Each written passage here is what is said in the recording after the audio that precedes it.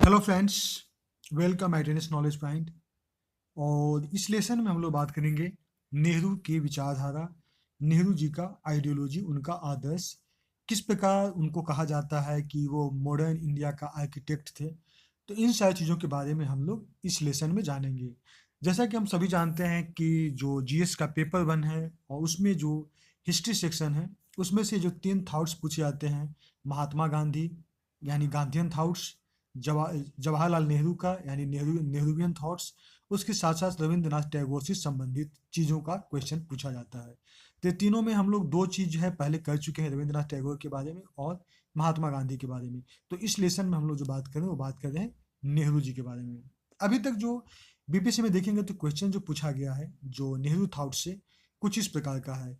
2016 में जो 56-59 का मेंस हुआ था, उस समय अगर क्वेश्चन देखेंगे तो पूछा था, आधुनिक भारत के निर्माण में नेहरू की भूमिका की समीक्षा कीजिए।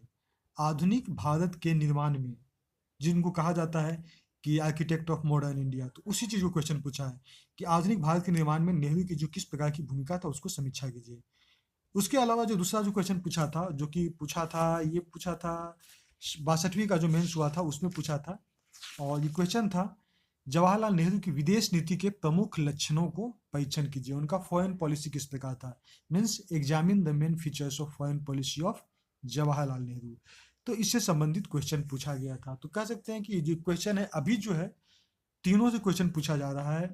अगर 56-59 में भी देखेंगे तब भी क्वेश्चन पूछा गया तीनों से, और 60-62 में भी तीनों से पूछा जा रहा है। गांधीयन थॉट्स, रविंद्रनाथ टैगोर का कंट्रीब्यूशन और उसके साथ साथ जो है जवाहरलाल नेहरू का। जवाहरलाल नेहरू का जो पिछले बार जैसा कि हम लोग क्वेश्चन देख चुके हैं कि उनका फॉरेन पॉलिसी से संबंधित था। इसी चीज को हम लोग इस लेसन में बात करेंगे। सबसे पहले हम लोग जवाहरलाल नेहरू का हम लोग चीज़ों को हम लोग समझेंगे। जवाहरलाल नेहरू को बोला जाता है कि आर्किटेक्ट ऑफ मॉडर्न इंडिया हैं, और इनको एक ऐसा पर्सनालिटी के बारे में बोला जाता है जो कि डेमोक्रेसी और उसके साथ साथ सोशलिज्म, समाजवादी विचारधारा दोनों को एक साथ मिलाने की कोशिश किए और काफ़ी अच्छा से इसको लागू करने की कोशिश किए।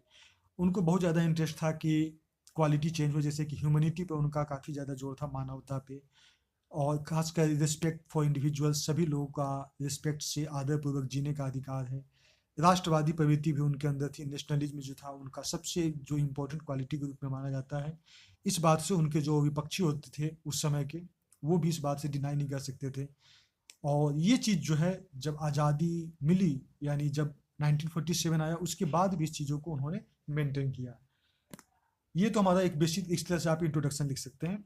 और जवाहरलाल नेहरू का जो इंस्पिरेशन है, अब जवाहरलाल नेहरू उनका आइडियोलॉजी की बात करें, उनके थॉट्स, उनके विचारधारा की बात करें, तो सबसे पहले ये समझना जरूरी है कि उनकी अंदर विचारधारा आए कहाँ से।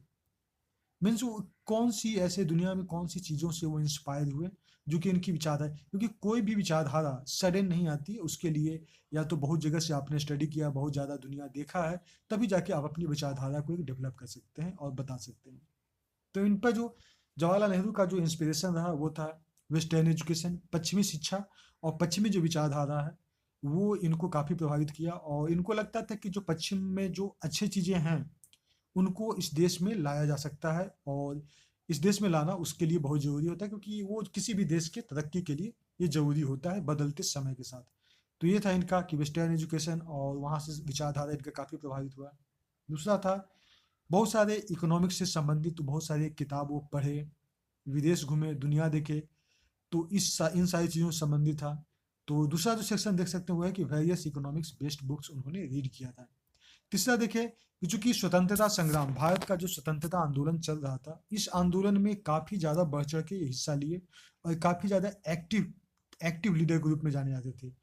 तो उस दौरान बहुत सारी ऐसी विकट परिस्थितियां आई जहां पे उन्हें इंडिया को जानने का मौका मिला, इंडिया को समझने का मौका मिला कि इंडिया का क्या समस्या है, और उन सारी समस्या से उनको एक आइडियोलॉजी के रूप में डेवलप हुआ कि आने वाले दिनों में भारत को किस रूप में देखना चाहते हैं। तो इस तरह से इंडियन नेशनल मूवमेंट भी उनके इंस्पिरेशन का एक बहुत बड़ा सोर्स माना जाता है। दूसरा है गांधीयन थॉट्स।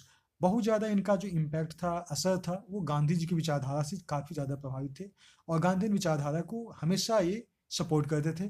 कुछ ऐसी जगह थी जहाँ पे कि गांधी जी का विचारधारा और नेहरू जी की विचारधारा में भिन्नता आई है, और दोनों में काफ़ी डिफरेंसेस भी हैं, लेकिन बहुत हद तक जो इनका विचारधारा है वो गांधीयन थॉट से प्रभावित था। और इसका इम्पैक्ट भी देखा जा सकता है। उसके अलावा देखें तो 1917 का जो रिवॉल्यूशन हुआ था, रशियन रिवॉल्यूशन, रूसी क्रांति, तो उस समय 1927 में जो उसमें सोवियत संघ की यात्रा पे गए थे, और उन्होंने वहीं से, इस रूसी क्रांति से उन्होंने बहुत कुछ सीखने को मिला, और उन्होंने वहीं से पंचवर्षीय योजना का जो है इफेक्ट देखा, और इनको लगा कि पंचवर्षीय योजना जो है ये भारत के लिए काफ़ी ज़्यादा महत्वपूर्ण हो सकता है, क्योंकि भारत जिस स्थिति से गुजर रहा था, एक योजनाबद्ध ढंग से ही किया जा सकता था। तो प्लानिंग कमीशन का जो है ये रशिया से काफ़ी ज़्यादा प्रभावित हो गए थे, और उनकी जो योजना थी वो मार्क्स और लेनिन का जो संतुलित विचारधारा था उससे संबंधित था, कि यहाँ पे सोशलिज्म को डेवलप किया जाए, साम्यवाद को डेवलप किया जाए। और इस रूप में बहुत सारी जो अशिक्षा, सामाजिक आर्थिक न्याय था, इन सारी चीज़ों पे ध्यान दिए, और बहुत सारी जो समस्याएं थी जो कि एकदम बेसिक यूनिट पे समस्याएं थी, उसको सॉल्व करने में इनको काफ़ी ज़्यादा मदद मिला। तो ये सारी चीज़ हम लोग देख लिए, जवाहरलाल नेहरू जी का इंस्पिरेशन कहाँ से वो ज़्यादा प्रभावित हुए थे। अब हम लोग बात करते हैं, वो बात करते हैं जवाहरलाल नेहरू का, उनका आइडियोलॉजी के बारे में, उनका आदर्श, या फिर कह सकते हैं उनके विचारधारा के बारे में। तो उससे रिलेटेड पहले सभी एक एक पॉइंट के सारे पॉइंट्स को देख लेते हैं। सोशलिज्म, उनका समाजवाद के प्रति जो विचारधारा था उसके बारे में हम लोग डिस्कस करेंगे। डेमोक्रेसी, प्रजातंत्र, लोकतंत्र को वो कैसे समझते थे। इंटरनेशनलिज्म, उनकी नज़र में अंतर्राष्ट्रवाद क्या था। नाम, जो नन अलाइन मूवमेंट कहते हैं, गुट निरपेक्ष आंदोलन, मतलब किसी भी गुट में नहीं रहना है। उसके अलावा पंचशील, जो कि इंडिया और चाइना के साथ समझौता हुआ था 1954 में, तो उससे संबंधित इनके विचारधारा। पीआरआई, यानी जो पंचायती राज इंस्टीट्यूशंस हैं, और रूरल डेवलपमेंट पे इनका किस प्रकार का सोच था, और इकोनॉमिक और इंडस्ट्रियल पॉलिसी किस प्रकार था इनका, जो कि देश की तरक्की में इनका जो बहुत बड़ा एक माना जाता है कि इनका आइडियोलॉजी जो है काफ़ी इफेक्टिव था। कैसे था, उन सारी चीज़ों को हम लोग समझते हैं। सबसे पहले समझते हैं सोशलिज्म।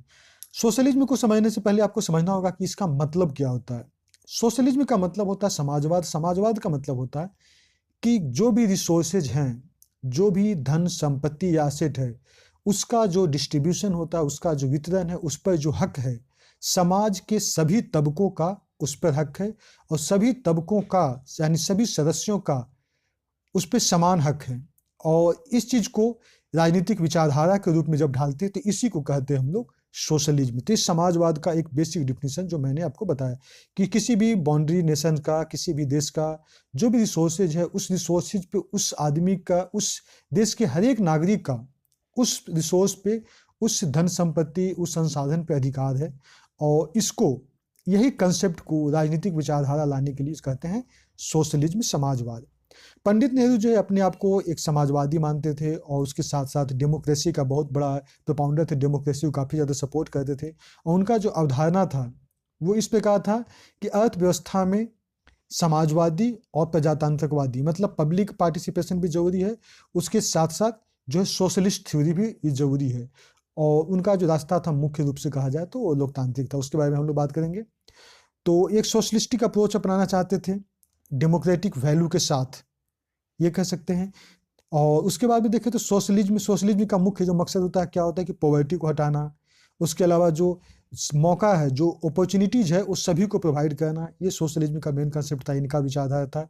इनका प्रयास था कि समाज में कुछ ऐसा चेंजिंग लाया जाए, लेकिन इस चीज़ को भी ध्यान में रखा जाए कि जो समाज का जो मेन जो फैक्टर, मेन जो थीम है, जो इंडियन सोसाइटी का मेन फैब्रिक्स है, उसको डिस्ट्रॉय किए बिना, मतलब समाज में बदलाव बहुत ज़रूरी है। वो हमेशा मॉडर्नाइजेशन का प्रचार प्रसार करते, मॉडर्नाइजेशन को सपोर्ट करते थे, लेकिन वो इस बात को समझते थे कि जो हमारा सोशल फैब्रिक, जो हमारा जो बेसिक यूनिट है, जो हमारा वैल्यू है इंडियन सोसाइटी का, उसको डिस्ट्रॉय नहीं किया सकते, उसको वेस्ट नहीं कर सकते हैं।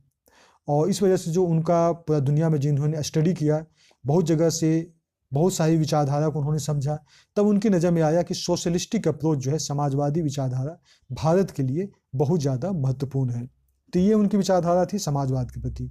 अगला जो है वो देखें डेमोक्रेसी, लोकतंत्र के बारे में उनका क्या कहना था। नेहरू जी का मानना था कि किसी भी देश का जो डेमोक्रेसी है, डेमोक्रेसी में होना चाहिए, यानी पूरा जो पावर है वो जनता में होना चाहिए। Means Nehru believed in power of democracy, उनको डेमोक्रेसी में काफ़ी ज़्यादा विश्वास था। और इस वजह से जो है पार्लियामेंट्री गवर्नेंस जो है, संसदीय प्रणाली को वो काफ़ी ज़्यादा सपोर्ट किए, काफ़ी ज़्यादा इसको पुश फॉरवर्ड किए, आगे बढ़ाएं।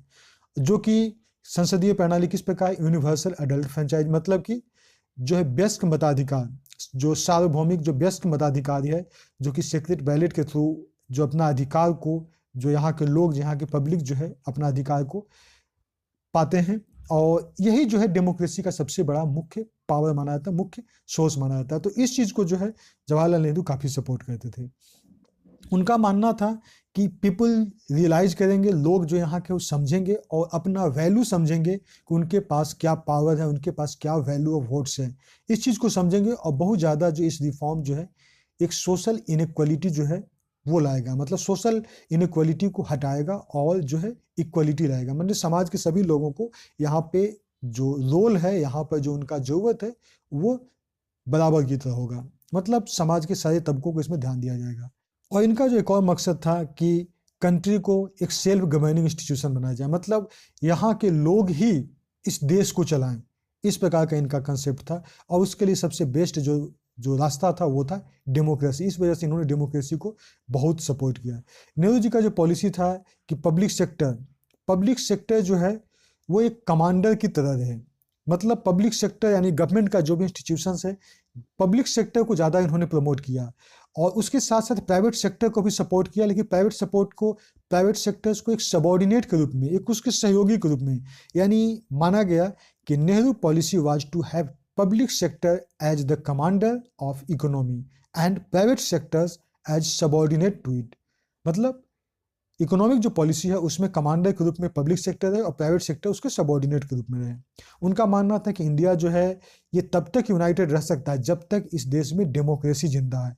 डेमोक्रेसी जब तक इस देश में फल फूल रहा है तब तक ये इंडिया यूनाइटेड रहेगा। डेमोक्रेसी का गड़बड़ी होता है तो इंडिया, चूंकि बहुत सारा डाइवर्सिटी है यहाँ पे, तो फिर इंडिया टुकड़ों में बढ़ सकता है। तो इंडिया का सबसे बड़ा जो ताकत है वो है डेमोक्रेसी, और ये उनका जो है अपना एक व्यू पॉइंट था जो कि इस चीज़ को हमेशा वो आगे लाने का कोशिश किए।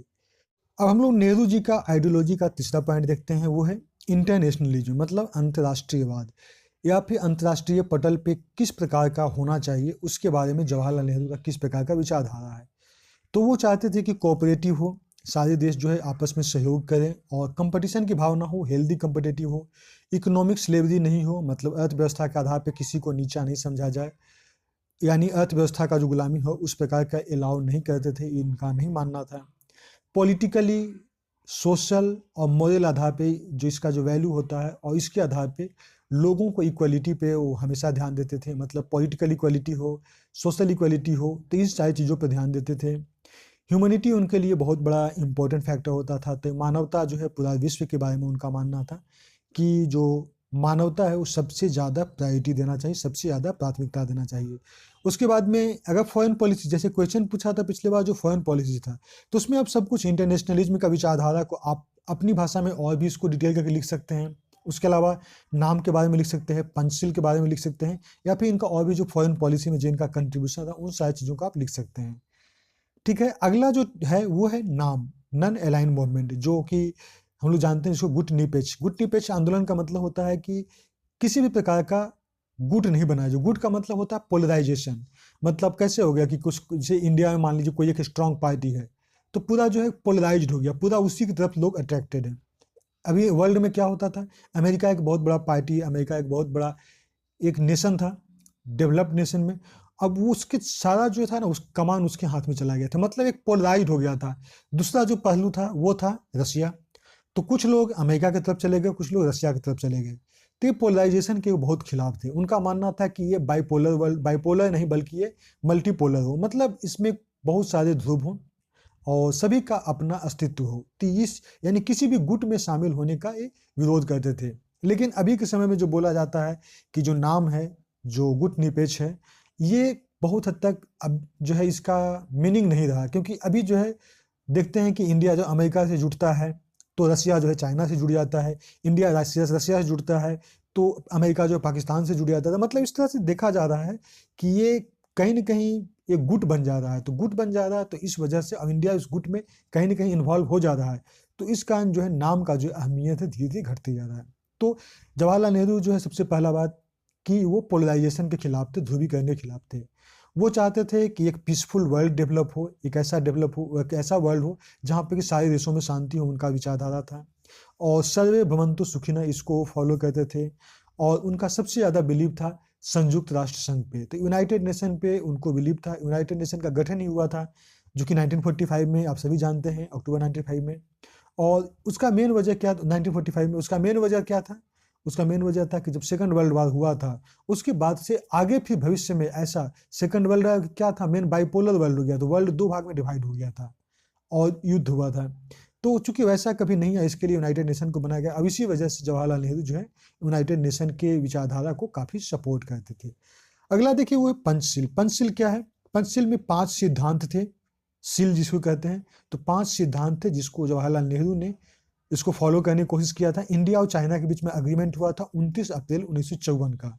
उसमें जो ये 5 जो नियम था, 5 जो सील था, उसको हालांकि चाइना की तरफ से इसको तोड़ा गया इस सिद्धांत को, लेकिन ये पंचशील सिद्धांत को बहुत बहुत ज़्यादा सपोर्ट करते थे। जिसमें क्या था? इंटीग्रिटी, मतलब सभी देश जो है जुड़ के रहें, मतलब एक अपना देश जो एक इंटीग्रेटेड रहता है, इंटीग्रेटेड रहे, पूरी तरह से जुड़ा रहे। दूसरा था कि कोई अटैक नहीं करेगा एक दूसरे पे, तो इसी का वायोलेशन हो तो कोई अटैक नहीं करेगा एक देश दूसरे देश पे। तीसरा था नॉन इंटरफेरेंस, मतलब हस्तक्षेप इसमें किसी भी प्रकार का इंटरनल मैटर में, इंडिया के इंटरनल मैटर में चाइना हस्तक्षेप नहीं करे, चाइना के इंटरनल मैटर में इंडिया हस्तक्षेप नहीं करे। नॉन इंटरफेरेंस पॉलिसी इन्होंने अपनाया था। और जो चौथा पॉइंट था वो था इक्वलिटी एंड म्यूचुअल हेल्प, जो दोनों देश है एक बराबर का अहमियत दे और एक दूसरे को मदद करे, हेल्प करे। और जो पांचवा पॉइंट था पंचशील का वो था पीसफुल कोऑपरेशन, मतलब शांतिपूर्ण सहयोग हो। तो ये था जवाहरलाल नेहरू का जो पंचशील का सिद्धांत था। अगला देखते हैं वो है PRI, यानी पंचायती राज इंस्टीट्यूशन और रूरल डेवलपमेंट। तो इस पर भी उनका जो जवाहरलाल नेहरू का विचारधारा था कि डेमोक्रेसी तभी मजबूत होगी जब उसका जो बेसिक यूनिट होता है डेमोक्रेसी का वो मजबूत होगा। बेसिक यूनिट क्या है? बेसिक यूनिट ऑफ डेमोक्रेसी माना जाता है पंचायती राज को। तो पंचायती राज सिस्टम को हमेशा ये सपोर्ट करते थे। इसी वजह से इन्होंने कम्युनिटी डेवलपमेंट प्रोग्राम शुरू किया था, कम्युनिटी डेवलपमेंट प्रोग्राम। उसके बाद में बहुत सारे कोऑपरेटिव कमेटी बनाया और विलेज पंचायत जो होता है इसको इन्होंने बहुत ज़्यादा इम्पोर्टेंस दिया। उसके साथ साथ इन्होंने हमेशा इस चीज़ को माना कि जो पंचायती राज इंस्टीट्यूशन होता है वो बेसिक यूनिट है डेमोक्रेसी को, और पूरा डेमोक्रेसी जो है इस पर निर्भर करता है। अगला देखें तो टॉपिक वो है इकोनॉमिक एंड इंडस्ट्रियल पॉलिसी, मतलब इकोनॉमिक इंडस्ट्रियल पॉलिसी किस प्रकार था। तो जवाहरलाल नेहरू ने मुख्यतः जो हेवी इंजीनियरिंग पे, जब देश आज़ाद हुआ तो हमारे पास रिसोर्सेज नहीं थे, हमारे पास इंडस्ट्री नहीं थी, तो इन्होंने इंडस्ट्री के दौर में सबसे पहले कदम आगे बढ़ाने का सोचा। तो इन्होंने ज़्यादा हेवी इंजीनियरिंग के चीज़ों पे ज़्यादा ध्यान दिया। उसके बाद में प्लानिंग कमीशन का गठन किया और इनका मानना था कि एक इकोनॉमिक डेवलपमेंट प्रोग्राम हो जो कि एक प्लान्ड वे में हो, एक योजनाबद्ध तरीका से किया जाए, क्योंकि हमारे देश की भी जो स्थिति है बिल्कुल नया एकदम है, न्यू बॉर्न बेबी की तरह है, तो एक प्लानिंग की तरह इसको डेवलप करना जरूरी है। तो वो हो गया इकोनॉमिक प्रोग्राम, यानी प्लानिंग कमीशन का इन्होंने गठन किया। इन्होंने रिसर्च और साइंस एंड टेक्नोलॉजी में काफ़ी ज़्यादा पुरजोर ध्यान दिया था कि रिसर्च, कुछ नए नए अनुसंधान हो और साइंस एंड टेक्नोलॉजी को बढ़ावा दिया जाए। उसके बाद में एनर्जी, खासकर जो पावर सेक्टर है, पावर सेक्टर पर इन्होंने काफ़ी जोर दिया और पावर सेक्टर को रिफॉर्म करने की कोशिश किया। मिक्स्ड इकोनॉमी को इन्होंने प्रमोट किया। मिक्स्ड इकोनॉमी का मतलब पब्लिक पार्टनरशिप के साथ साथ, पब्लिक के साथ साथ प्राइवेट पार्टनरशिप भी हो, तो ऐसा इकोनॉमी, ऐसा अर्थव्यवस्था हो जिसमें पब्लिक और पब्लिक प्राइवेट पार्टनरशिप हो, PPP मॉडल को इन्होंने ज़्यादा प्रमोट किया। तो इस तरह से कह सकते हैं कि ये सारी चीज़ था, वो था जवाहरलाल नेहरू जी का आइडियोलॉजी, उनका आदर्श। इसके अलावा अब हम लोग देखते हैं अगला में जो वो है कि गांधी जी से इनकी विचारधारा कुछ मायने में बहुत अलग थी, डिफरेंसेस थी। कैसे? पहला तो है नेचुरल रिसोर्सेज। नेचुरल रिसोर्सेज का मतलब हो गया प्राकृतिक संसाधन। प्राकृतिक संसाधन का जो गांधी जी थे वो चाहते थे कि सभी साधन पे राज्य का नियंत्रण नहीं हो, लेकिन नेहरू जी का कहना था कि उत्पादन के साधन, खासकर प्राकृतिक संसाधन जो, उस पर राज्य का सीधा नियंत्रण हो। तो ये नेचुरल रिसोर्सेज को लेकर था। दूसरा था कि गांधी जी जो है वो मशीनीकरण को स्वीकार नहीं करते थे, वो हमेशा कॉटेज इंडस्ट्री, हाथ से बनाए जाने वाला चीज़ होता था, उसको उन्होंने ज़्यादा प्रमोट करते ताकि लोगों को ज़्यादा रोजगार भी मिले। तो मशीनीकरण की बात को स्वीकार नहीं करते थे और दस्तकारी जो उद्योग है उस पर काफ़ी जोर देते थे।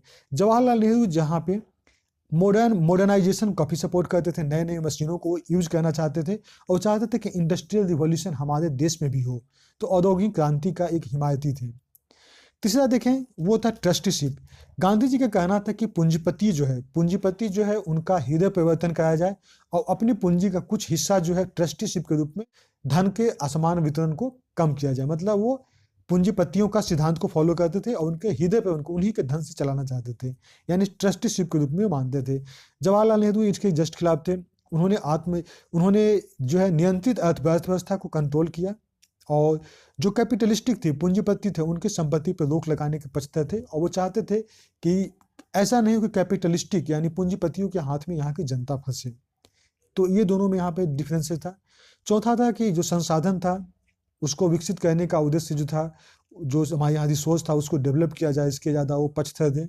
लेकिन जवाहरलाल नेहरू का कहना था कि हमारे यहाँ जो अंतर्राष्ट्रीय जो आत्मनिर्भरता है, इसके लिए क्या है, अंतर्राष्ट्रीय संबंध की जरूरत है। यानी महात्मा गांधी चाहते थे कि यहाँ का जो रिसोर्स है उसको सही से इस्तेमाल किया जाए, लेकिन जवाहरलाल नेहरू का कहना था कि अंतर्राष्ट्रीय संबंध को बढ़ावा जाए और हम लोग शेयर करें रिसोर्सेज का। पांचवा देखें, गांधी जी हमेशा सिंप्लिसिटी को सपोर्ट करते थे, और उनका भारतीय दर्शन में जो है काफ़ी ज़्यादा विश्वास था, और इसको माना जाता है कि गांधी जी का एक महत्वपूर्ण सूत्र के रूप में था।